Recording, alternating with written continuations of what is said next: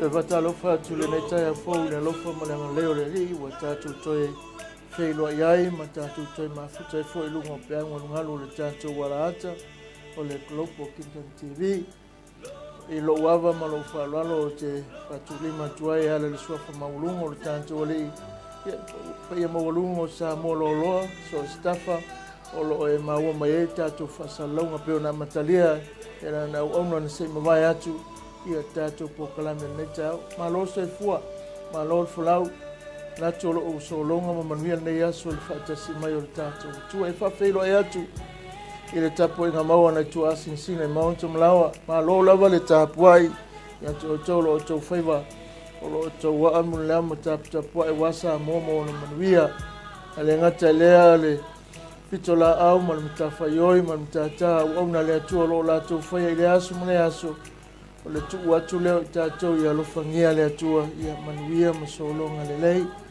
faafeloai ma faatalofa atu i luga o faaga o le tatou Global Kingdom TV luga o le YouTube channel e faapea foi le Facebook live faatalofa i loo tou paia ma loo tou mamalu malo lava le tapuaʻi malo le foi le fai o le faiva lenei aso faamanuia atu le atua i lau tapuaʻiga lenei tau ia mafuta mai tatou mafuta faatasi ma faauau le tatou galuega le gata i lea o lau te talo a o matou galulue faapitoa le faatalofa suasuga le fagaiga le faatonu foʻi leo le tatou pokalame suga ia Mike Reta ma fatua faapea foʻi le fatua ma nofo i alo suasuga le toeina le atinu ia soifua manuia malo le nei aso ia faataitele i mea uma tatou taunu mai foʻi le nei vai aso munumuli o feʻau ma galuega ia le atua e lē faagalo foʻi lenei vaega o le aso le faatalofa i tinā uma lava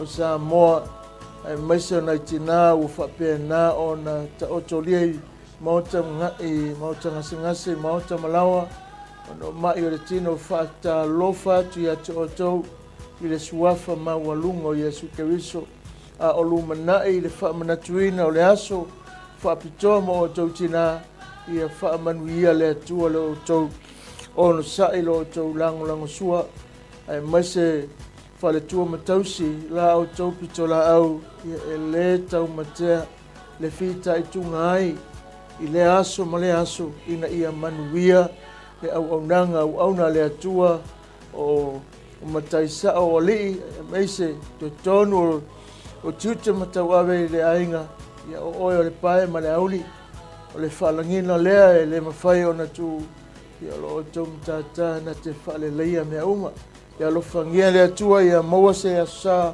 manuia ia maise lenei aso mataeao ma le asā pe a pule alofa le liaulia atu alofagia le atua lo outou soifua maaga lelei atu i lo outou iai nopi ai ai totonu nuu mafioaga e maise kalesia ia faamanuia tele le atua i lenei foʻi aega o le taeau tatonu lo faapeanana sologa lelei mea uma ia alofagia le atua iai lona agalelei ia faatasi foʻi mai tatou lenei taeau i le soasoani mai o lona agaga ina ia faataunuu mea uma o se faatalofa lea faatauvā ia e faafeiloai atu ai lenei taeao ia o tatou iai lenei asofaleile peia ona tusaʻo atu foʻi le tatou pokalame o le leo o le faaolataga titilo e foi ale nei vai tau ma le tele o felavasaʻiga o mea uma ua na igalo iā te oe o lo o faapeanā ona tatou iai i tapenaga e te leilo taeao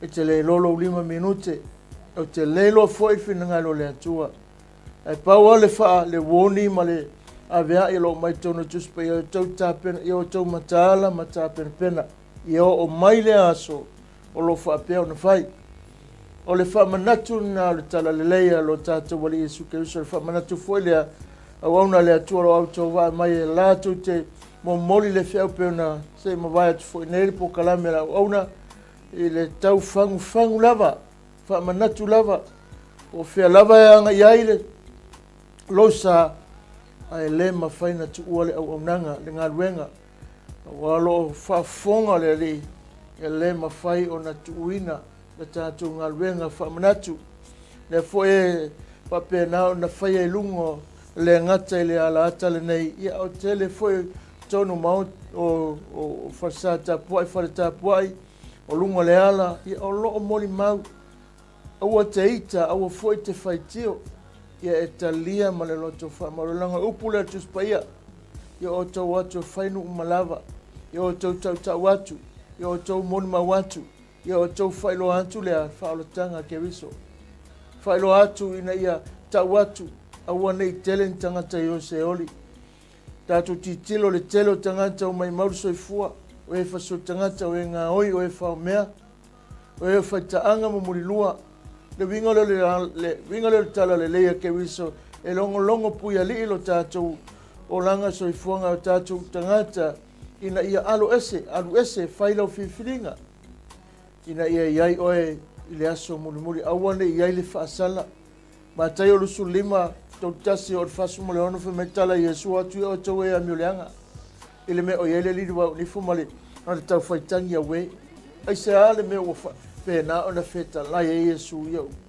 ono o le loto le na ia le tātou pokalame na neita eo la a tātou amata se talolo mātou tamai ua mātou iai le nei aso le amatanga al pokalame fio mai ala o fio whamanuia ia fo le tāpua inga amiso mātou atu o elo mai mua mai o e fo elo whapea nā o na whaitia o elo o lātou tusilima o elo o lātou le malamlama mātou te tālo ia whamangalo le vai ma le whatau wha o le tangata lo fangia ia o lava le FAAOLA lofa la ufia i o lātou loto mo moli lava i le nei aso ia whai ma ne ia whamanatu fia lava eanga iai le whiwhiringa a o lo whapea nā o na ta oto le whamoemoe sili o le ola e whavau ia whapea nā o na whaia tangata mea uma e taunapa i le manuia wa le tangata le arie wa iai lo nei unga ma le ngataanga a o le manuia lea mātou te tatonu ai e le aiso na mutaanga e o le whaavavau. Nuia tapua inga nei tua sinsina mai se wa ona anga le leifo e lo whenga i mga luenga mātou talo ta whera nea whaunga i tono nei poto o mātou ngaru lue i umea umalovi inga ono Yesu. Amene. Ia le atua Efeso non mtau perupe valu ma se fulu Efeso mtau perupe pe valu se o fulu so foi tauina le fai pule e valu ai lo tango fai tau mo fai pe fa te amatai lo fai tau se fanga te fai pe fulu ai o te fiata no mtau patoa mai fai pe fa a o le atua wa iai le faulai o le alofa ona olona lava alofa tele na ia alofa mai e a te tātou a o oti lava i tātou i amioleanga ua na whaola mai a te tātou whaatasi ma ke riso o le alofa tu no whaola i nei o tau ua na toi whaatu whaatasi mai foi ma whaano nofo whaatasi tātou ma ke riso Yesu i mea o i le langi ina ia whaalia i te pulanga talisi siri ese o le whaula i olo na alofa tu noa i le anga le lei mai a te tātou i a ke riso Yesu. Walu, a wā o le alofa tu no whaola i nai o tau i le whātua ele mai a te o tau fo i lea. A o le mea na fo ina mai a le atua e le ono o ngā luenga ina nei mita se tasi a wā o lana lava ngā luenga i tātou na whaia i tātou i a ke riso Yesu mai a whaia ngā luenga le lei na saunia na mua e le atua ina ia tātou sa vali ai. O le whamanatu na neta e o te fia tau talare lau tūwha pia o lou whaasino manga moni ia ke riso e ale lan whaalutanga. O lou whaasino manga moni lava ia ke riso e ale lan whaalutanga. Tusi le Efeso, tusi le apostolo, tusi mai tonu, tusi le apostolo le kalesia Efeso, ale tusi nen tusi mai tonu whapipui. O le whamoe le tusi nei na tusi le apostolo mo le ngata keusiano tangata i utaia whaatasi mo le loti tonu i Efeso mai. Ia whaamalosia le au whaatuatua Efeso i lo lātou whaatuatuanga ke riso. E ala i le whaamatalaina o le whaamoemoe le kalesia i le tino o ke riso umai tonu le kalesia. Whaamoemoe nā le mtaupulea o le whaamoemoe foi nā le tusi le Efeso. o le fa manatu le po le line po le original o le tusine ave ai fa manatu le ele ngata le kalesia Efeso i tangata iutaia fa pe foi tangata nu ese fa manatu ai o le fa tulangana o le nei tusi fe metale tusi pe maila ele tusi tala po le apostolo ele tusi le fa anga tau i se tatonunga so se fa fita oli i te tonu le kalesia na au maia na wina atu fa tasi e fa malosi ma fa ma losi au e kalesia o loo iai le nofuanga ova ma le tolu tausanga na mafuta ai Paulo ma le kalesia e Efeso e ala lea i le o le manatu matau o le matau mai la talata i le atua o le lātou mafutanga mai lātou sa wheiloa i foi Paulo ma to i ina o le kalesia i Efeso i nāna whaamatala o le whaamaros aunga le apostolo i le lea taimi te tono le kalesia sa lātou mafuta momuai aile i whaipuipuina o le apostolo lea langa lenga tusi e mato e whaamanatu ai e le apostolo le winga mai whaamoimoi ia ma le whaatawaina mai le purpose o le tusi lea i le whaamatalainga e tusai ma fufuanga e whaavau le lofo le atua na te taitaina ma whaatumawina lo lātou whaolataga i lo lātou waiai lo lātou e ia tatau mo keriso no ese a Efeso ma tono tangata iutaia o le tāua la o le tāua pe a whai tātou te tali atu i le alofa keriso e ala i le whaatuatua i a teia ma vea ai tātou maana me alofa po ua sāu ne tuina atu o e whaatumawina le fina ngala tu pito le atua e ala le na whaolataga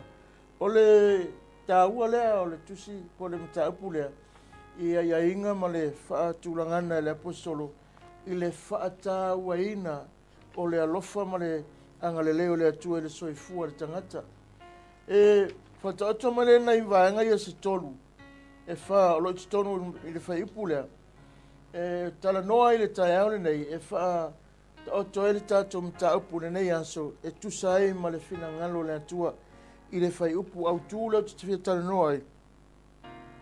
Awa o le alofa tūno o whaolo i nei o tau i le whātua ele mai atu o tau fui lea a o le mea ua fo ina mai le atua e le ona o ngā luenga i nei mitamita se tasi awa o lana lava ngā luenga i tātou ua whaia i tātou ia keriso ia su ina ia whaia ngā luenga le lei na saunia na mua ele atua ina ia tātou sāma wali ai.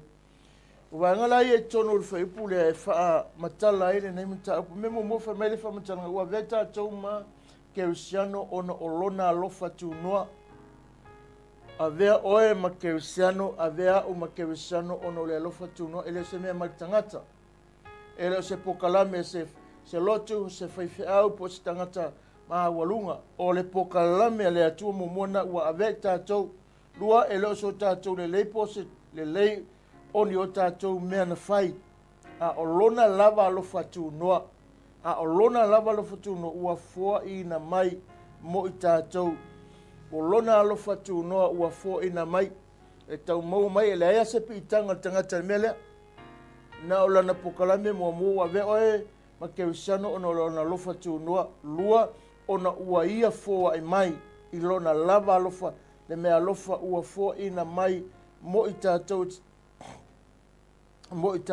o lona alofa lea le tala noa i lava tolu e te tau foa i ona tātou walolofa atu mo istangata maanga le lei atu o le vaenga lunga tolu o le pitola au le tangata e te tau ona whaatinoina alofa atu whailo atu tau atu whaamala mala matu e te tau o na whai o le pitola au vaenga wha alofa ma le wha pale e pe o na whai e keriso mo i tātou ina ia te oe ia te au le tūlanga o lou wha amatalaina o le alofa wha pale o le atua ina ia whai le ngā luenga i le alofa mo li mau i le alofa wha loa le alofa ina ia i loa tangata le alofa whaapalepale o le atua ia te i tātou. 5.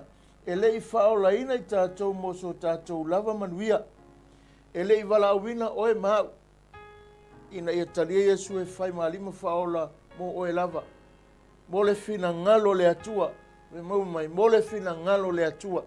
Na e whaolaina ma u whaolaina ina ia whaila unga luenga mo le atua o louta watu.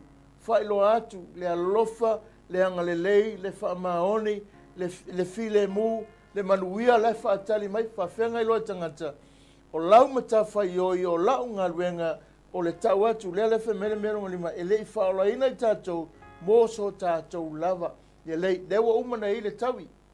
E iai le taui o le tangata whaolaina, a o lau winga o le whaolaina ina ia e ngā lue mō le ali. Mulmuli. Ia au una atu ia ke wiso mati na e ina lana e ka le sia malana tala le lei ile lalo la ngei lo inari mta pe fafa pe suma lua o vangana ia e rima lo tonu le faitau lea o le fa manatu mai ai tatou e le atua te tau ona tatou faatinoina o moa o ve tatou ke wisano on olona lo fatunua lua e leo so tātou le lei po so le lei on yo tātou mea na whai a o lona lava lofa tu no ua whaolaina i tātou mai le angasala ona o le nei mea lofa ua fo ina mai mo i tātou e ta tau fo ona tātou a lolo whatu mo istangata maanga le lei atu i ai a lofa ma le whaapalpale pei ona whai ke wiso mo i tātou e le whaolaina i tātou mo so tātou lava manuia a ia au na atu ia ke wiso maati na elona fina ngalo ile lalolangi le nei le anga o le wha moe moe le tusi le nei i le tusi na tusi e lo tusi toe wha manatu le apostolo e ina ia lātou loa i le whai upu moe o le whai patolu le tala no le apostolo Paulo i le oti le asa tātou e tolu vaenga o le oti na tala no le apostolo tolu vaenga le oti na tala no le apostolo ni nani mata upunga mua lo o whapena na le whai upu mai o tau fo i lava e na oti ia mio leanga lua ngai ngar fai po lima le si oti ngai ngar fai po lima o le fe mai a oti lava tatou ia mio leanga tasina oti lua a tolu a o le alofa tu noa ua whaolaina mai o ia te tatou o le oti mo mua ngai whamatala o le oti whale tino mai o le oti atu e se ina ole tangata tonu mai lona tino i le olanga le angasala lua o le oti whaleanganga ua wawai ese ina mai e le atua ona o le angasala tolu oti whavau na whiriwhiri le tangata e alu ese mai e le atua ona o le angasala le alana toi whamanatu e le apostolo le tusi le e tusi atu le kalesia na Efeso ma ia whamanatu e te latou sa manatua o tau sa o tau woti mele sa iate o tau sa tātou le iai, sa tātou teleni taimi na le iai tutono le whamanianga le antua. Na whamanatu leina le apostolo ina iai loa e le kalesia le tūlanga peona iai. Le alana a mai ere au le whamanatu mo le kalesia ina ia soifua ma ora le tangata i le whina ngalo le atua. I le whai mumuma le lufa mai ina ua mai ala la tau talo sa whamanatu e Paulo e Efeso anga sala tangata lava ia e le te tau una ngalo ia te tātou le taimi ua tuanai e tūlanga na lawe ina ai tātou Iesu o nā mea uma o se whamanatu tā ua mo i tātou ma whawhataia pēr ke risolea ona o mea uma ua ia whaia mo i tātou na whaamatala ina e Paulo o Satani o le tia Paulo o le pune o le malo o le wanimonimo o le taritonunga le au whai tusi o Satani maanganga leanga uma o lo no nofo i tu ai i tu langi le wā o le lalolangi ma le langi na manu malo ke wiso ya Satani malona mana ma ke wiso fo i le pule tu mau ma le pule au i le whaipu o mua o le whaipu e toru o lo whape nana whamatala i le apostolo i le ekalesia o mea uma nei le ua toi tusi whamanatu i ai Efeso i o tau loa o le mele sa o tau soifuma o la momuai. sa oti sa whapenana le iei o tau. Na o ia te o tau na tūlanga uma mea leanga uma ma mea uma. Ai whaafetai I le atua. Whaafetai I le atua. Le ngata whamai ina ua mai ale la tau tatalo. Na whaamanatu le apostolo. Le mea le sa ho iai. Awana I toe o la ai. Awana I toe tupu. Awana I o tau whapenana toe a fieto soi fuama le olanga. Ai se alanga na I loa le apostolo. Ele se mea le leisa iai. Ele o se vaenga ta ua le soi fuanga sa iai le nā taimi. Ma le a whainga te lef mai o le mea monia. O le mea monia e whape o tangata uma na whaia le angasala. E au noa ma ke wiso e tupu pea ne nā tula angasala. Ai ona o ia ua whaasauina I tātou. E le aise tase le leipea. E o lawa I le kerisiano. E iai le taimi e wha le tonu ai. Awa foi na oti I le tino. Ona o lauso tu la fono. Ai na ia la vea I oe mai le tino angasala. Ona o Iesu. Foi mai le tap. Le wha manatu le me mumo le apostolo. O le tala noa le apostolo I le tūlanga le lesa tātou wola. Ma soi fuai. Wa toi whafangu le apostolo le kalesia. Wa toi amai ele fe au wha manatu lea. Longo winga. O loo whapena na sufi pea le loto le tangata ia. Manatua le mea sa le manui ai o tātou wola. Manatua le mea sa to sa ai le atua. Manatua le mea na le fia ai le atua. O lo tātou wola le olanga lea. A ia manatua o tātou ua whaolaina. Lea le mana o le apostolo le whaau o le tae le nei. Langa pena au tua le tautalanga. Wai aila wai a tatau tele. Ia ke wiso ono wai ele whaolatanga wai saunia mo oi mau e te tala noa, e te whaasoa, e te alu ese mai ai, e te whaapenana, e whaatuatua ai, ma e maua ai a tili le mele mana o le apostolo. Ma le fina ngalo tupito le atua, ia e iai le manuia e whaavau. Lea na iai le whaamatalanga, le tusi le mele nufe pomoe o le tolu. O le toe whaamanatu le apostolo. Efeso, awane o tau whaia le nā mea, awane o tau toi o iai. Awane o tau whaia le nā winga le manuia, o se winga le lei, o se tūlanga e le manuia, sa to o sa ai le atua ia tātou. E o fwele nei tae au le toi whaamanatu nei a te oema, o se whaamanatu le lei, ia te au le tautala mo, o e le whaalonglongo, ma tātou uma. A whai o leo te ola, mo ke risolo o langa, ai o te whaia pele tūlanga le tuina nauma mea uma nei, o se o langa pepelo, ma se o langa nga oi, o se o langa mui ma tau whaleanga, o le whaamanatu le whaau le tae au le nei. Tā tātou woti ai, o le oti mua moana, le na whaamatala le apostolo. Mo I tātou, o le oti o le tino.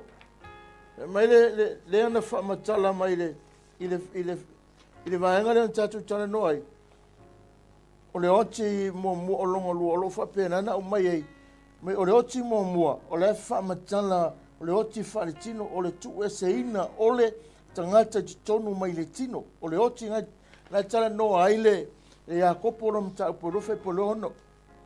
Ya kopo mta upurufe polo ono, le lo utanga whaitau atu.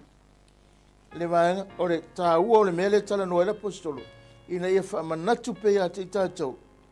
Ia le vaenga le leile whamaila, le lua no whaipurua sumo le ono, o lo whaamatala I e whaapei o le tino na otia pe a te ale anganga e whaapea foi le whaatuatua ua mate po le aini ngā luenga. O le whaamanatu le apostolo po le tā ua lea o le toi whafangu le apostolo. Le peia tātou tangata fole ua le aise ola, whea lua I mei ua le aise ola, e ngā lue mai e le aise ola, ngai oi mai ua le aise ola. Whaapea le whaatusa tuspa ia I le oti mua le nā. Oti ina ua whaapenana whaale tino o tātou mea umai whai e ola le whaale tino. Ina ua tu ese o le tangata I te tonu mai le tino. Oti mua le nā. Sau le oti no lua o le oti whaale anganga ua wawai ese ina mai e le atua ona o le angasala. Wawai ese mai tātou mai tonu o le pokalame le atua ona o le angasala. A le oti no toru. O le whaolaina, o te whaavau, whiri le tangata aru ese mai le atua, ona o le angasala. Fili oe i le atua ona o le angasala. Ave ese mai tātou mai le tūlanga pe ona iai. Le ala tala no ele vaenga longa tolu na o le tātou mta upu. E le ngata whai mai le fionga le antua. E o lava i le kerisiano e iai le taime whale tonu wai. Oa foi na e oti i le tino. Ona o lau so tula fono ae na ia la vea i oe. Mai le tino angasala ona olona maliu. O le whamwe moenga le apostolo na toe whamanatu ai a Efeso. Ia o tau loa o le mea sa o tau maftia ma a whainga ai. Sa le ai so tau sa se ava no o tau le manuia e whaavau. Ta le ai se ava no o tau le malo. Whaatasi matangata ese. Ma nu ese aisea. Ia ngol mata upu le angasala. Le ala ua uma na toe longo iai le whaipomua tau whaipotolu. Sa ulo le mea longa lua. O lo tala noa whaamatala lo le apostolo. Ai o taulua le alofa tu noa keriso. O lo ingai whaipoe whaamalima. I whai upu ua mawae, o lo whaamatala ina ai, e polo tātou na tula tuai, nai nāri whaimoe o le tolu. O lo whaama mawhaina e le apostolo, le te tau ona tātou no nofo, umi i lalo o le malus anga o le angasala ua foi, o le totongi o le angasala, malona malus anga ua whaalea o ngā ina le keriso i lunga o le sātauro. I le whaatuatua ia keriso, ua le tausala ina ai tātou i lunga o le atua. Roma i tolu lua, tasi lua nei ai. O le ave se ina la, a e lei a vea i tātou makerisano, sa tātou woti e le angasala, ma tātou polonga i tātou nā tula angasala petai. Ua tātou wola whaatasi ma keriso. Peitai, ua tātou wola whaatasi ma keriso. O le vaenga tā uala lea i le pokalame le atua i le fatu a toa le apostolo a toe whaamanatu le tusi le mo moli o i Efeso. Whaatasi ma lo kerisiano. Ia o tau i loa Efeso, ia o tau manatu, ia o tau loa le mea lei. Na tō mai le langi e whapena na wawai ese mai tātou. Lea iei whaipoe whaama le lima manei ia. Ai peitai. E mei langa whaamatalanga. A o le atua ue iai le whaulai o le alofa ona o lona lava alofa tele. Na ia alofa mai ai a te i tātou. A o oti lava i tātou. E manatu al ma tā upu le tae au. O le tā ua o lou i loa le lei.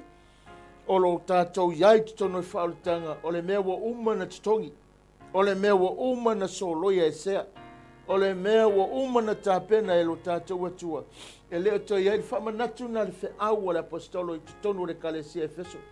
E loa fo i lane mea na sau mai le whaau, o le tusi mai tutono o le whaipuipuile, le loto tangata whapenana nau. Le tusi mai tutono o whaipuipuile tangata saisaitia, ina ia whaamalosia pele tangata sao loto le whafo. O le manai o le ata o le mele whaamatala i. O lo a mai le whaau te tono o le saisaitia. E toi whaamanatu tangata. O lo whapenana sa o loto na whaluai. Sa o loto na nofo. Sa o loto na me whai. Ai maise le fatu a to le apostolo. Ia toi whaamanatu le kerisiano. A wane uto te apa i le vaenga i ana tupu momua. A wa me sa inosia. O mea sa le iai e fina ngalo le atua. O mea sa whaina i tātou. A leo mai a lea wanoa lea. Lea le whai mai le whai pui whaama le lima. Ese le māneia. O le whaamanatu. O le vaenga longa luanga. O le whaamanatu ranga. I whai upu mumuanga lo whaamatana mai. O lo whaamatala ina e polo tātou nā tula tuai. Ngai ngai whai mumuanga o le tonu. Ai o mai lau le whaama le mawhamai. O lo whaamaf. Ma mawhaina le apostolo. E le te tau ona tātou nofu. Ai lalo o le malosanga o le angasala. E le kakau se tangata whaatuatua. E le te tau se tangata whaolaina. E le te tau se tangata o loo ngalueina le fina ngalo le atua. Ona whaia whaatasia le fina ngalo le atua. Ma se o langa whaalilo lilo. Se mea matanga. Se angasala lilo lo whaia. Awa le se me le whaalia. Ai se me tasia le lalo langi o tātou nofuai. E le sila iai. Le ala na leina toi whaamanatu o le whaau mo le au so kerisiano. na uso kerisiano o le feʻau foʻi na lenei taeao a o e faalogologo mai le agata fai mai auā foʻi e le tatau ona nonofu umi tatou e le tatau ona tatou toe faatinoa o le upusaʻo a ia e le kakauga e koe faia a le tatau na e toe ola ia oe a ia ua e talia iesu e fai malima faaola aua foʻi nei tatou tusilima nai tagata e leʻi faaolaina ae tatou tatalo ina ia faaolaina laga o le tulaga foi le sa kako iai talaga le apostolo mataupu le laga sa tatou iai foi o a ua o le sesega lea ua aveese mai tatou mai lalo o le polonga ma le agasala ma le amo ma le faasala lea lau ua tatou iai o le toe faamanatu la le apostolo e le tatau se kerisiano e le tatau se tagata faaolaina ona toe olaina se mea amioleaga aua foi le ua uma ona totogi e le alii le tau ua fai oe ma ana mea faigaluega ua fai a'u ma lona finagalo e le tatau ai ona tatou faia e lona lua me langa tala aua foi o totogi o le agasala ma lona ma losiaga ua faalea o ngā lea keriso e luga o le satauro auā o le mea le sa tuu e o'o iā te oe sa tatauna palasi luga o a'u le tautala sa tatau ona tupu luga iā te i tatou ae fai mai le apostolo ua faalea o ngā le mea na ua faalea o ngā ina aisea ona o le malosi o le satauro o lē na iai na ia totogi ai le tau na logoiga atu o se fea sao totoli le feoga le atua e lē tatau ma e lē tatau lava ona toe faia le tagata faaolaina ua faapenana talia iesu sa kako iai uma i o na saʻoloto o le soifua fai le mea sa tatou ō ai lotu a o le olaga ia ia sofaisoo le aise mea e faatusa i ai e maualuga atu le soifuaga leaga na ilo e taimi alu e le lotu a le ua toe faamanatu le apostolo le taeao lenei Efeso ma le ekalesia i Efeso le au kerisiano e Efeso faapea foʻi nuu ese i o lo tausi le fia ua uma i luga le maualuga ma le maoaʻe o le alofa ma tautia o le atua ua uma na totogi ai le mea lea e le kakauga koe gofo ai tatou le mea lea e se le fale te nofo ai pea fai o le soifua ma e ola pea le soifuaga a fai e tatauna iai faatasi mai ia aisea leaga ua uma na faamamaina e le aise me e leʻelea mafai ona tu faatasi ma lona mamalu aise mea ae mafai a lona mamalu ona faateʻeseina le mea e leʻelea ae le aise mea e leʻelea ma mea leaga inosia e faapena na tu atu le mea iai le mamalu o le atua ai foi oe le taimi na paʻu ai le lua i tagata na silafia le atua faaletonu e fia mai le atua sau e faapenana ma futauana ua fia mai au ua silafia fesili fea oe akami e le mafai e le agasala ona enter le presence o le atua ae na mafai e le mamalu o le atua ona tu totonu aisea o le uiga lea o le faaolataga ma le alofa tuno o le atua na auina mai ai lona alupele ina ia soloia se ia toe sosoo mai le mea lea na le pau ale le mea mafai ona sosoo ai o lona alo na te toe soloia sea le gatula agasala ae toe amai lona mamalu e vatu ai laga tagata te ala ua ia tatou le ala femai le apostolo e lē tatau i le faatuatua ia keriso ua lē tausalaina ai tatou luma o le atua uma tolu lua tasi lua o le esesega la ae leʻi ave tatou ma kerisiano sa tatou oti le agasala tatou polonga i o tatou gatula agasala peitaʻi tatou ola faatasi ma keriso ese le manaia i le faatulagana le apostolo ma lona loto e toe fautua le ekalesia toe amai le feʻau faamanatu ia te tatou lenei taeao ina ia e iloa ma e silasila totoʻa i ai aua ne involve tatou mea o loo faapenana vevese le laulagi involve oe le mea ua valaau ai oe le atua e te faia Whamalosi te molimang. Whamalosi e tū mo ia. Whamalosi e whaialo whinangalo. Nā fwoi leo toi e tātou le mele wa umana wha. Wawe ese mai tātou. Wahanga luna tolu olo ingali tātou tala. Olo ina whai poe ono whamai. Tālu ai ona ua toi tū mai ke riso. O tātou mau tino fwoi. Tātou tino ua toi tū whatasi maia. Mai leonti. Ua tātou mawai. Le malosi anga e ola ma soifua ai. O se keusiano malosi. Melon tolu. Ua e maua se soifuanga malosi. E te mawhai ai. Ona e wha malosi aupea. I aso umama e wha malosi te wala awatu ia te ia. Ona ua iai lo tātou wawanoa i le alofa tu noa le atua. Ona ua tātou iai lo tātou wawanoa i le alofa tu noa le atua. Na ia au maia ia te i tātou. Pei ona whamatala. I whaipe ono a. Ona toi whatu whatasi mai foi. Ma whano no whatasi i tātou ma kewiso Iesu. I mea o le langi. Wa iai le malosi anga. Ua ia te oe. Se malosi winga ese foi lona tāua ia te i tātou. E o lona whaamanatunga mo mua konditum tāpusuri malua. E o le lua tōru mai. Ma ua tātou mawai le malosi anga. E ola masoifua i o se keusiano malosi. Leo le malosi al tino. E leo le malosi al mui mui. E leo le malosi al tau whaleanga. E leo le malosi e whapenana whaatupu vesi. O le malosi e whaleanganga e te tuai. E te ngalue ai mo ia, e te whai ai mo lona whinanga. Matua oe, na whaolaina oe le mo oe, e na whaolaina oe mo ia, ina ia e whai alona whinangalo. Papena na whaatau ai. Ala na awere whau tonu le kalesia keusiano, i tonu le uso keusiano Efeso, e o tau whamalosi le mewa umana whai. Tusi whaatesi le uso keusiano inu ese, e o tau whapena na whaia. Tau te o atu le ngaluenga, o le ngaluenga na whaia le tala no ai. I vaenga ngai walu. Langa o langa ngaluenga i tātou i a ke wiso Iesu na au mai ai leli. Ina ia whaia le ngaluenga le lei. I nei whatau nu le ngaluenga le lei. O le vaenga lo na tolu le olo o i ngā le whaipunga e iwa. Walu mariwa. So se tangata lava e watu i ate oe. Se mea lofa e te tau lava ona e tali atu i ai whaaftai. Whapena fo ele whaolatanga na au mai ke wisa mo i tātou e sili atu. E sili atu.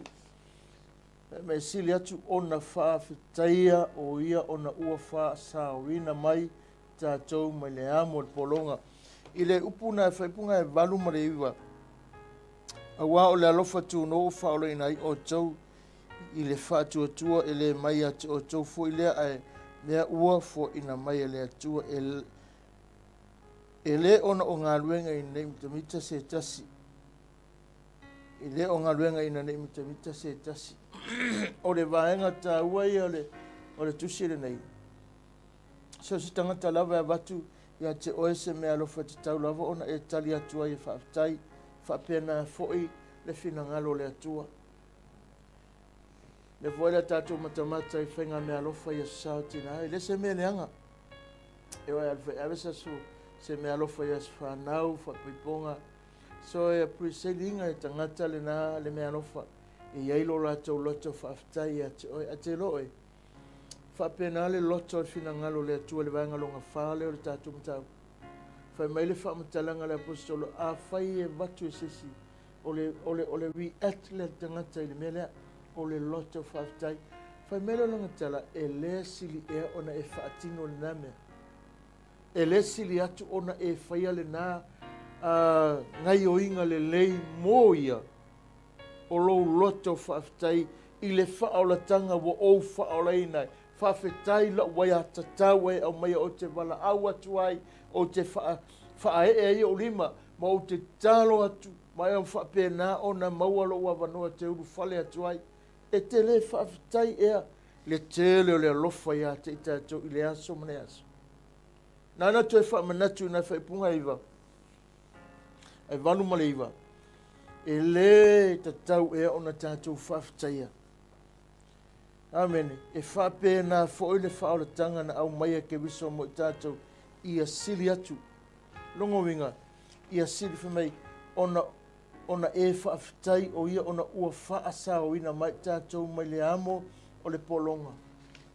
E le sili e au na e whaafitai a te ia ina ua tatala mai le tuunga o lolo na alofa tūnoa ina wawe ese a te i tātou le amo o le polonga.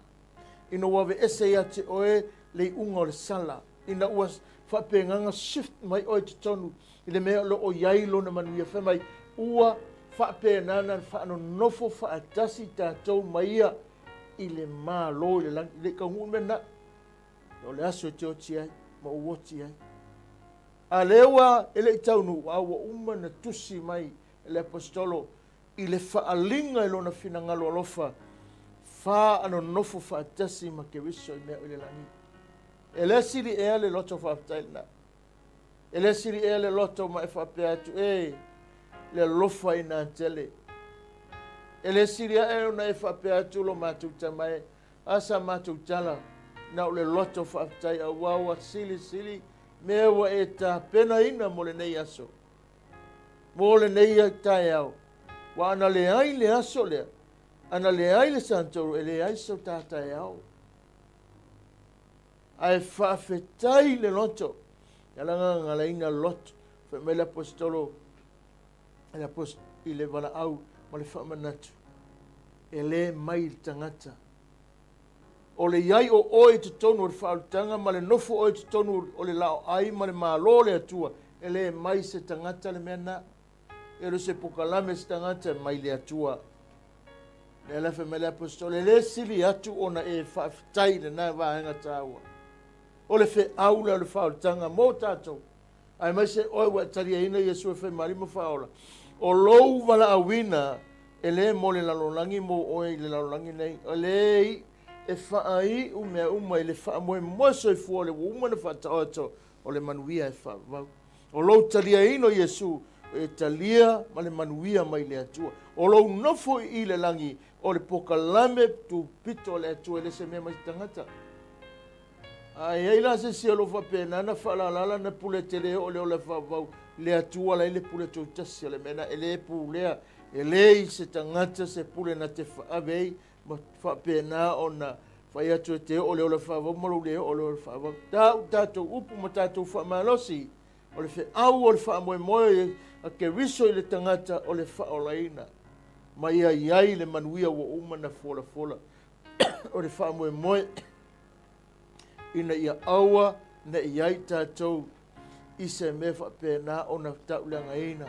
Ia tātou maualo na manuia, ia tātou iai le whamanuianga, ia tātou sapaia ma le loto whaafitai, pe o na whamanatu i vaianga longa wha, e le tatau e o na sili atu lau whaafitai, o le ia tatau lea oe, o lou whape atu lo mātou tamai, e le vau ia seisi lo loto whamanu ia te oe, e le vau ia seisi lo loto vivi ia te oe, e le vau ia se tangata lo loto e momoli atu ia te oe, wa iai lau wai a tatau ono ke riso le na ia to tole a la fua, ma susu e le langi, ma ia maua le avanoe te urufale, ava le tamai, ono ole maliu, ono ole alofa, wa ia peia a toa le vaenga lea.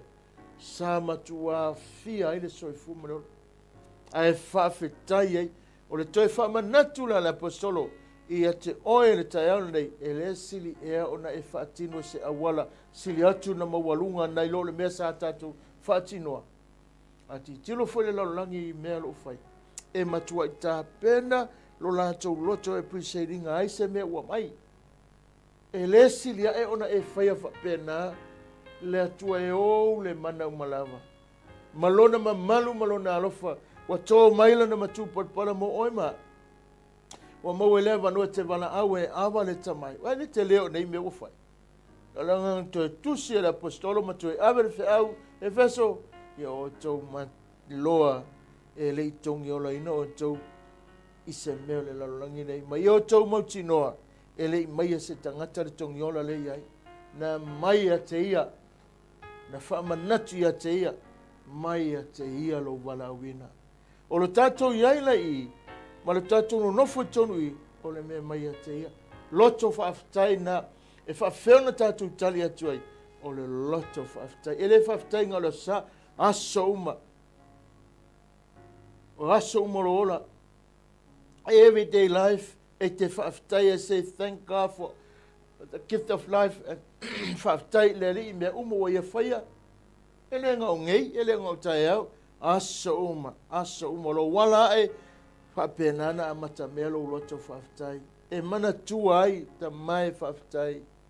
E whaafitai le loto no ua mauolo ua manoa. Wale mai se tangata. Ai mai ate oe. O lo iai le manuia e whaavau. O lo nofo le lao ai. O lo pale le pale ma le ofu i tau samaanga o te whaafitai e mai ate oe. O umana polo misi ia la fionga le atua e tele i oti. Wa tusi fo ia le apostolum whamanatu. O le mele ie. Ta ua tele.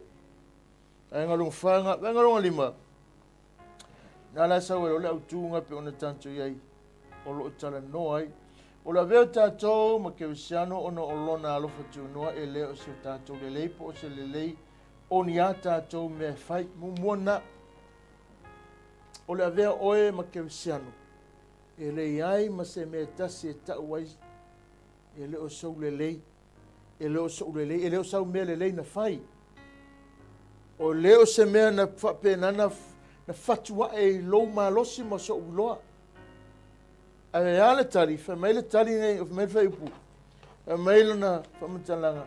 E le o so tātou le po le lei ono ina tātou mena fa a o lona lava lofa tu no ua fa o loi na tātou mai langa sala. Mo mua lona lofa tu no mai ate ia whapenana i ai tātou lona alofa tūnua. Mai a te ia ua tātou whaolai nei. Mai a te ia ua whapenana whaasau i nei tātou. O le mena le te tauai, ona tātou whaia tusa malona whenangana. E leo se mea mai tangata. Wa iai lau saoro tonga e te aluai e te whaafitai. Wa iai lau saoro tonga e te wala awai. Wa iai lau saoro tonga e te whaia ai. Mea le lei mō ia. E le tau le lei ai oe. Ai mo lona vi inga se whaamanu, se ia anga le whaapenana fia lona whinangalo. A wa whaolaina oe. Mo ia mo lana ngaluenga manana whiau. O lau whaamanu ianga ma le manuia wa umana. E wha mai tala tuspa ia.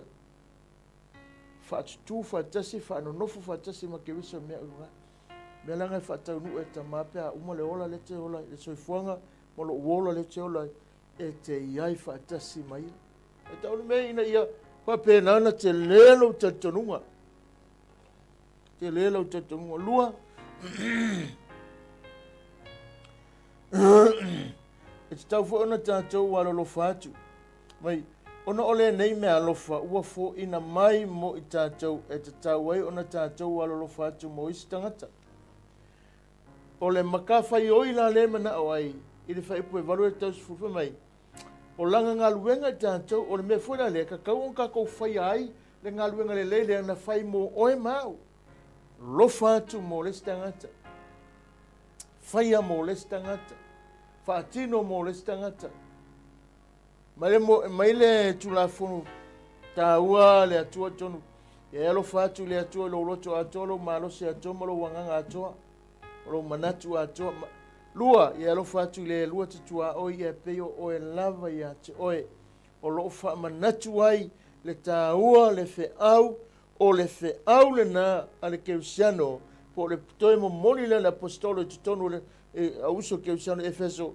Ia o tau loa ua whaalaina o tau whaapea whainu ese. E le te tau ona nofo e ngā. A wane manatu ue e whaapenana e kanta po lau iai tonu i. No. E te tau o na whaasoa atu le alofa le atua. Au iei le nuu tonu e kupito whamai le atua ia mose whasi le manu. Ma moe, wali ei po e whare whamai la ia. O na, wifore ma moe to te ai ei whamai, awane i ei se mea tutoe. Ale uma whaasoa atu. Whaasoa atu. I tua oi, i ainga aia i sawa elu tonu e kupito. Lale wingo le ata. O lea a mai e su ma le whaolataga. O lou tali e ina, o lou maua ina, o lou whapenana e whaoleina, e te tau o na e whaasoa. E te tau na e mori mau, e le tau fia se tasi lou fufuonga, e te mori mau atu, ta watu. Le lama laina le tele o whaitionga. Le lama laina le tele o whaitionga. On sa iai. Whano nofo inisi o lo lanto woe mon mauna tala le lei. Pe o whai whaapoka, o whai whaatau. O whai ngata ai le ngaluenga le antua ristei. I le whainga o lanto, i le whainga le mon mau. Telo nisi tangata uli motua. E se le whainga le whai ai. A o tātou lea tātou te tātonu. Whai ma le loto mo. Tala le Yesu na whai aus. Ia o tau whai ma le loto wha maulala. Whai ma le loto wha maulala. Te loe mea le tali le apostolo i le momoko ni tum tau paiva. O le toe tali le apostolo i tangata e tusa ma le ngaluenga le atua i le mea le taui. Le toe wha manatu e le apostolo o le ngaletala no ai. Ia le tala no ia su le rukom tapsu mai valu foi potot. O lo fa manatu me na e tatau ona e ai i le fa manuanga le ngaluenga. Tau ia na tali ai le apostolo nga motele tanga te fai. E tali fa manama le apostolo toi fa manatu le fe awa le tala lei e ka kaunga e manuia. E tatau na manuia. Le afola le tai au nei e le tatau ona nofo le mele e tatau na e faia. We must e tauna e moni mau, e tauna e whaatinoa. Ai whaatino le whaasino manga le nganga, e le whaatinoa se malosi, ma se iloa se tangata. So, le si le meo whawhainta o na wa whaina mailo malama malo uloa, e tamu whai e control ai, e ngalo le nganga le ali, na te whaa soa mai ale whina ngalo, o lo i le tama, e ona ia wha manatu, mai e le ngata, ua whaafo whaa, e te tau fo ona tātou alolo whātu mo istangata maanga lele atu iai. O le mero na tau alofa ma le wha pale e pei ona whaia ke wiso mo tangata. Alofa ma le wha pale. Ia te o le ngā tula wha le nganga o le fua le o le nganga e te tau ona ia te tātou. Mai le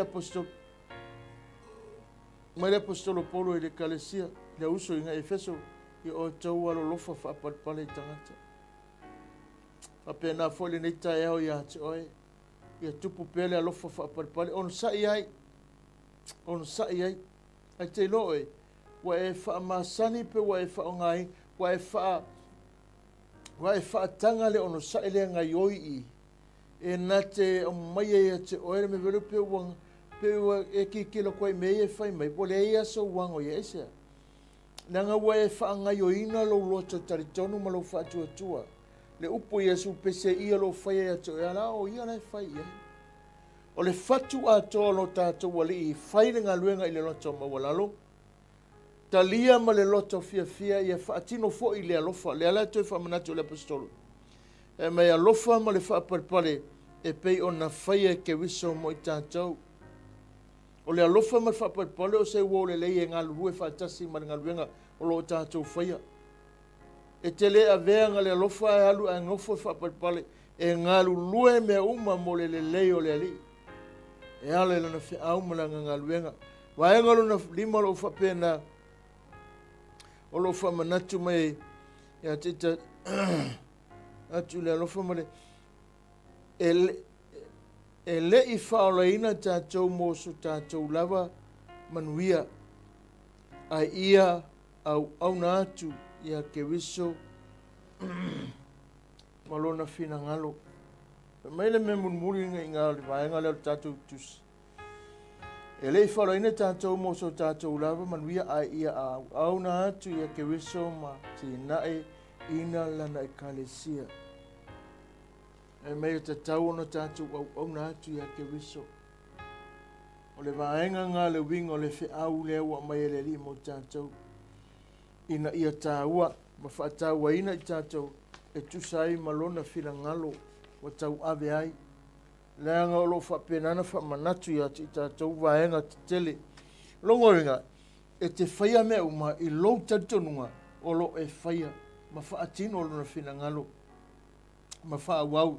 Wa o le oti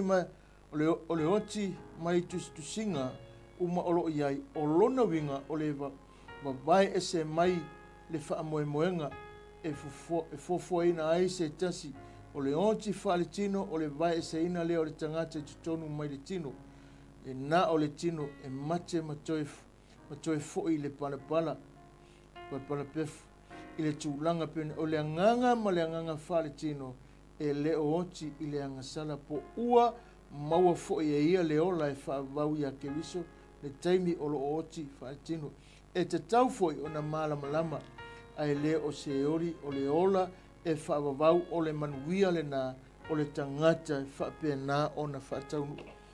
Maile o le vaenga muli o le mataupu le o ngā luenga la ia ke wiso te tau o na tātou malama ai. O le nei ia o tau manatu sa wha pau o tau ana mua i la tino.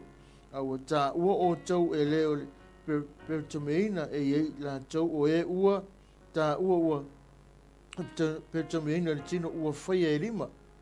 Ona po ia sa le iai ia te o tau ke wiso sa tangata ese o tau le sauninga o le malo o Israel sa tangata ese foi le whengainga ua iai le mea ua whora sa le aiso whamoe sa le aiso o tau whamoe sa unua foi ma le atua i le lalolangi i whaipunga su tasi sulua o leo o toi whamanatua i le tūlanga na i tātou manu ese o ia Efeso ma le manu ese o le FAAOLA na toi whamanatu le apostolo ai ua whaapena na toi au mai e te tala ina ai le whaalinga o le nei asu whai mero le whai unga nei na sa le aiso tātou awano me mumua lea e le aiso awano e le aifo sou awano i le atua o Israel le aifo sou awano e whengainga le aifo sou awano i le malo le aifo sou awano e te whala awe le aisa wai a te tau le aisa mea ka fo sa matuai fa pena na oti tātou le un toi fa matala le o toi fa matala i le oti le o le oti na tu vai se mai o le oti mai tu singa uma o lo iai o lona winga o le vai ese mai le fa moenga na fola ai se tasi e o le oti fa tino e le o le vai ese ina le o le tangata te tonu mai le tino na o le tino e mate na toi fo i le pala ma le fa penga o nga i le taimi nei lo sisila mai o lo te ola a ona o te fa mai o le vavai ese mai o le tino na i le nganga o le tino oti o le ngasala ma le ngā tula ngasala fa pena o na vavai ese mai ai atalia whautanga Yesu ke wiso e iai lo fe mai a e oti la e alu al tino i le palpala o whaolaina le nganga o le tangata ua e iai le manuia e te le oti i le oti whaatol pe ona ta ua e whapena o na whaasauina e oti le teimi nei e te whaolaina e te iai le manuia e whaavau esea o lou te lia ino Yesu a tasila wati o lou iai le whaolatanga ma le manuia o le ali o le mewa umana vavai o le mewa umana tā mau e le suia e seisi e le suia se pokalame se tangata o le anganga ma le anganga whaletino e le oti le angasala po ua ma ua foi e ia le ola e whaavau ia ke wiso i le taimi o le oti whaletino na e te tau foi na manama e le o se oli o le ola le whaavau o se oli o le nofuanga ua uma na tukutamanga e le atua tu uaila le tangata o lo fai maufiri le tangata mi o le anga le perfeta pepelo le tangata e ola le angasala unga whaanonoanga ngā le unga pe ai o le whaamoemoenga se ole mo satani mo na au tau mana na au tau whaleanga au avatu e matangata a ti tilo fo mtapule lusu malima mtapu matayo lusu lima whaipunga e whasuma le ono whasfu se o le whasuma le ono o atu ia o tau le me o iei whamama le Yesu e se a sa o iai le laulangi sa o fia ai sa o fia inu ai tu tele i whaia ia tea o le ngā luenga e longo winga e whamanatu mai ai e te tau o na e whaia le ngā luenga ke wiso. Le ala te whamanatu e whaipasuma tasi sulua e te lea se vaenga sa tupu ia te oe maa. E leo te tupu la temine a wawa umana maliu ke wiso watu sa oloto tau nuulan me na. A olo iai le halu atu le manuia e whavau o le whaatati se ilonga te oti. Se ilonga te oti.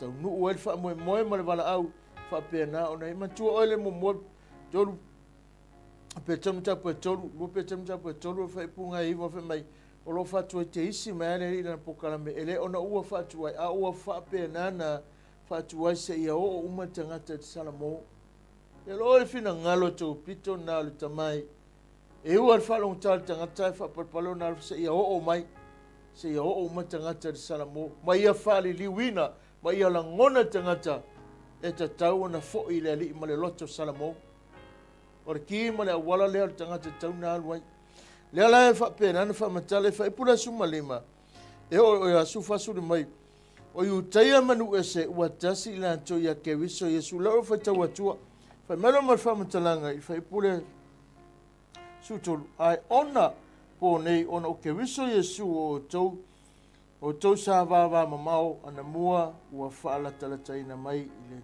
toto o ke wiso a wao ia tātou te lele iai na ana whaia ia tasi e sa whaalua wana so loia fo i le pāwai loto sa vai rua inai ua ia whau matia fo i le nei lava tino i wheitangai o le tula fono lea i poloa inga i upu whaasino ina ua li liu e ia lava lea to o lua e whai ma tangata fo e tasi ia tupu ai le file mu ma ia whale leia ma le atua e sa to o lua i le tino e tasi ona ole sa tau ina ua faa umatia ai le feitanga.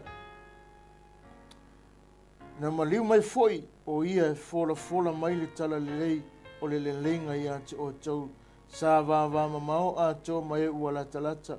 Wana faa ua faa tawina maua ta tau uma ona ole ta inga ile tamai ele nganga to atasi ole nei ele to tangata ese o tau po o e ua au mau a ua no fatasi male au paia ile ainga fo yo le atua o loi ua ati na e lunga o whaavai o le au apostolo mo le ato mo le au profeta o le maatu manu Yesu ke viso lava lea ile whaipuna e su tolu o whaipas elusfuru o inala leu whaamatala mai e le whaamanatu mai ai le whaau lea mo i tātou mai ato e whaatulanga ai o loo tala noa i, o loo tala noa le ngata kerisiano i utaia, kerisiano i utaia mata ngata nu ese. O le mea na whaia le ali ina ia toi tu fatasia, o le mea sa le iai, le te whaitau mai ewa nei maua mai whai pasuta susulua, sa au noa tātou ma sauninga, sa au noa tātou ma le malo, sa au noa tātou ma le atua lea, ai sau whai pasuta taularu whai pasuma le iwa, fai mai le whamatalanga, ai ona o lona lofa whaali. Lea ua whapenana tu whatasia, o le ngā luenga sa whaia le ngata mo Israelu, whapea whoinu ese, ua tu whatasia ai, ua tasi ai le utaia male eleni, ua tasi ai le nu ese male Israelu. Ua tua tasi ua maua le avanoa te uru whale le sauninga, ua maua le avanoa te wala awai, e sa to lua ua whavetu ua tu fatasia ua tino e tasi o le whaamanatu ngā whamai o lona winga, o lona maliu so loi ai lea tu la fono ole le ai se avanoa e ufale atu ai tātou le malo ina whapena i kolose lufe lua whaasino i le sauninga o tangata mō ngā luenga le lei le tupulanga ma le tupulanga o le whaamatalanga mua na tusi atu ai Paulo le kalesia e nu ese whaatasi matangata i utaia ina ia lantou loa wa uma le taimi o le whaapena o na tusilima awa wa iai tātou lalo o le alofa tu no le atu o waingalanga e ongo o lo whaapena na whaamau lalo me mo whamai e ono wainga tu langa sa iai mua tangata nu ese waingala e ono sa tātou iai mua o le lepetomeina ngai whai pasumatasi lua ua noa ma ke wiso i tātou tolu o tangata ese i whaamanianga i Israelu o tangata ese i le whiangainga le atua lima e le aiso tātou whaamoemoe whaatasi i le atua ono ua le aise atua i le laulangi nei mo tātou wanganga sa tātou iai ai o mai lo i ngai whaipunga e rufu lua i le whaipule a suto a ona po nei ona o ke wiso Yesu o tau sa vava mamao ana mo ua whaalatalata mai ai i le toto ke wisu awa o ia tātou te lele iai wana whaia i a tasi e sa whaaloa wana soloia foi le pā vailoto sa vailoi na ai wa ia whaau matia foi i lona lava tino le wheitangai o le tula fono lea poloa inga upu whaasino ia ua liua o ia lava lea to alua ina ia whai ma tangata fou e tasi e tupu ai le while mu ma ia whaale leia ma le atua e sa to alua i le tino e tasi ona ore sa tauro ina ua ia wha umatia ai le wheitangai na maliu mai foi o ia e fora tala lelei o le leleinga i a te o tau sa vava mamau a tau mai e lantalata. Awa ua wha tau maua i ma tātou uma ona o le ta inga tama e le nganga tau tasi o le nei e le toi tangata ese o tau o e wau mau a ua nu whaatasi ma le au pa ia le ainga foi o le atua. A le te lea me sa tupu ia tātou. Te lea se vaenga sa le maua tātou e whaafitai le atua le whaotanga. Wa iei lau wai a tatau e te urufale i tonu lona malo, malou wala au, malou whapea atu whaafitai mo le neia wanoa wo o wala au wai. Whaafitai sa au le iai le sauninga, whaafitai sa au noa uma le atua lea, whaafitai sa whapena na ia tā pena le leinga lea ua maua i lea wanoa te wala au wai, awa le tamai. Lea lau iei lea whai ungo le neita e au, whamera whai ungo o le tatumta au. O lo wati na e lungo le whaavai o le apostolo ma le profeta o le mea o le maa tuli manu o Yesu Keriso la walea ua whaati tawina ia te ia le whale atoa o lo aluae ina ia whai ma malu pa ia i le li. O tau foi wati na e whaatasi o tau ia te ia i le nganga whai ma fionga le atua. A le asu o le winga ngā le neitaia. A le winga ngā le whaotanga. E le ua maua e le wanoa te whapena ona e tala noa ai ma atina e ai le malo le atua. Ua tātou wati a e whaatasi, ua avea tātou ma whaavai whaatasi ma ia, lea ua whapena na taitaina tātou le nganga e tasi, ua whaatonu ina i tātou le wanoa, le leinga lea, e whiutanga te whaleanga le tau whai, se ilonga e iu mea uma le lalolangi le pokalame le atua, wha iu wai mea uma, whatoa whatau nuulanga pokalame au, tau mwhai le whiri ma tangata tau mwhai whaleanga, whaavae ma whapenana to e sui le whiangainga le mwhai se mea. Aisa, ua wha mau whailonga ina ilona nganga. A whaila le neita e ao lo i le manatu whapena, i manatua e toi wha manatu le whiau le aso le nei. O lo wai a te tau e urufale e le manuia. Aisa, ina ua maliu ke riso e le mo sa tātou le maua ki kiro e le me te le tala noi le apostolo. Sa le ai ma se ava noa se tangata le mea. E se mea. Te le tele se ngai o inga ma se whatino ina ma le whaata o tonga le pokalame tu pito le nei. Ma le wha moe soi fuo le atua sai ai. Na mata mai la matanga ino po ura e tangata mai whapea. Sau nia i lofa mai tala e mtapunga e tolsu lima. Mai ole a whanau le tama na te tui momo ina le rua ngata. Na fola mai le atua le amatanga le whaoratanga se i o mai le tai au le nei ua tai ai. Wa iai oe le saolotonga, wa e tue mau, wa tātou maua. Mai tala le apostolo Efeso o whaatasi manu ese, e leo koe kangaka ese o tau sauninga le malo o tātou iai whaatasi. Se le maa ngaia. Ke lo le maa nei o le upu le whai uai. Ua le toi tangata ese i tātou. Na i lolo la ia, sa whai tātou ma whili, sa whai tātou ma whaasoi sā, sa whai tātou ma leanga. Ai whaftai le alofa o le ali, whaftai le anga le lei o le atua. Lea ua tā la le alofa lea, ma o maia le avanoa wa tu whatasia tātou mai sawa elu wa tase tātou. Wa whapenana a inga tasi, o le maa loe tasi, i le whina ngalo whaifto tasi o le tātou atua. Le winga o le alofa tu noa, o loa ia te tau, e te le whaianga oe, wa iai le avanoa e te urufale ai, ma e wana awa ai, awa le tamai.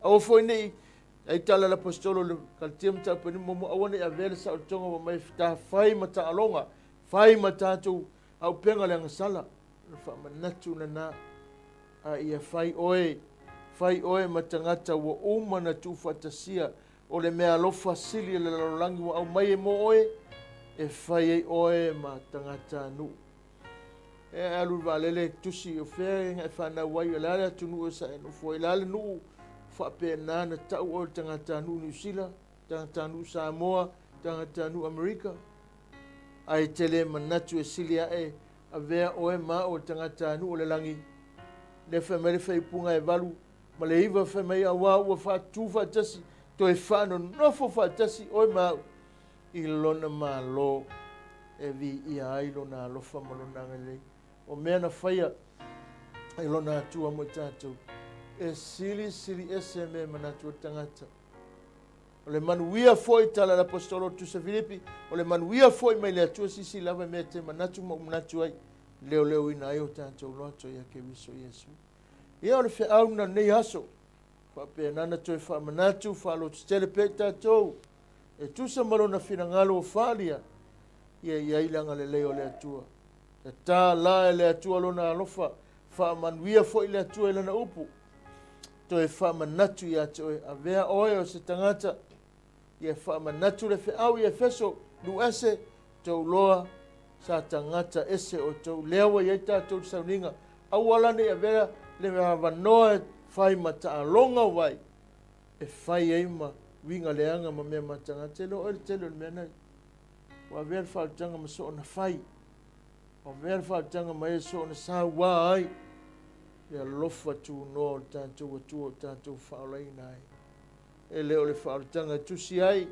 e leo whautanga sasai e le whautanga ia whaolai na sanganga na lue mo le malo na lue mo le atua mo lona whingal e te lenga lue mo oe e nga lue mo ia amania mai le atua nei tae au e ale na upu tātou whanonglongo ai e tu mau ia te ia le viinga ma le whaatai e whamanuia le atua lau whanonglongo a fwsenga ngana o le tau tamali ia ma ngalo le wauna au le loto whamanuia tele le atua le nei tae au le tātou maftanga ia fwoi tua asinsina whaatai lo tu tapuainga nei paanga lunga le Facebook live pe foi lunga le tātou YouTube whamanuia tele ai ainga i Amerika lo lato mai mo tutuila ia whaatalo whatu ia tōtou ai langa le leo le atua i le nei asu au mga lunga whamanuia tele le atua le anga iantu le whaamanatuina le santina ia iai whaatasi ma le while mua le tātou atua o le talo lea ma le loto whamaulari ia whamanuia mai le ri le nei asu ono Yesu mātou toi mo moli lo mātou wanganga whaftai lau fio fo ia le vi inga ma tu mau lau fio le nei a fiafi le nganga o le whane tanga ma le vi inga vi ia lau suafa i au wāwenga whamanuina lau fio e ala lau upu whaftai le li e toi whamanatu lea tusi whamanatu lau a fionga ina ia ave pea ia whamanatu ia te mātou sa mātou le iai le malo ai whawhitai tele ua maualo mātou a wanoa no ke wiso le taita inga ma mana lo wanga ia vi ia lau fi lau whaman ianga nei aso runga lau ona te whaatonu sunga whengainga Mike Preta mat whatua whapea fwoi no fwoi alo manuia le li e au alo tu malangulango le nei ala anta i eile whamanuianga lau fio manuia le tapu inga maua nei tua a tonu maota malawa e foi le ia tute me fai va fianga ia lo mātou atunu pa anga lunga le Facebook live pe foi le YouTube channel ia lo famanianga ia nei la tau ia la tau fufuanga nei aso talo va ptoa famanuia lo fio i le tapenanga nei tina lo la tau wasa ia fatasi malowanga le se tina o fianga i maftianga nei aso mātou manatua o ia talo lo fangia lo mana fai va venga lo mana fa malolo a pe nana toi fa fo sia le malosi a to ya te ia ma tu te talo mo wala au tu ai ulu mai le nei asu ia to mai ala fa manianga tala ina le nei tai au lo wolofa ia lo wanga le fai un le vai aso lo ma tu te talo lea pa ia mai lo fio ma tu tiu te toi le nei aso vi ia lau fio i mea uma whaafitai fo i le vi inga i tu mau lau fio awana ia te i mātou mana tua sa moa le titalo pa manuia so mātou atunu ai maise le ali ia le aun malo me masofu le pale mia ma le kapeneta le pale mene iai lo wanga le lei wha manuia le ali ia o auna lo lātou nono manu a wā sa moa mo na manuia pule ngā lima whai pule a maise na i o mātou ainga i sa moa iai lo wanga le lei tua lo nui Israelu talo manuia lo mātou tamai iai le file mu tonu Israelu iai le anga le lei tonu lo nuu mau tangata i le nei aso a manuia le pale mia ma le whainga malo le nei atunu mātou iai pulenga le ali ia iai le anga le lei ma wha manuia tiute au auna le atua lo wha pēna na tā pēna wasa pati fo i mātou ma wha manuina lo suafa Yesu o ole wala aua tuene amene ma amene ia wha fua ia ma ia manuia le nei aso tātou toi whita pai fo i lawa yaso le alofa ma le anga leo le atua pe atai te atua lo to soifua ia ma maso mātou wola tai lava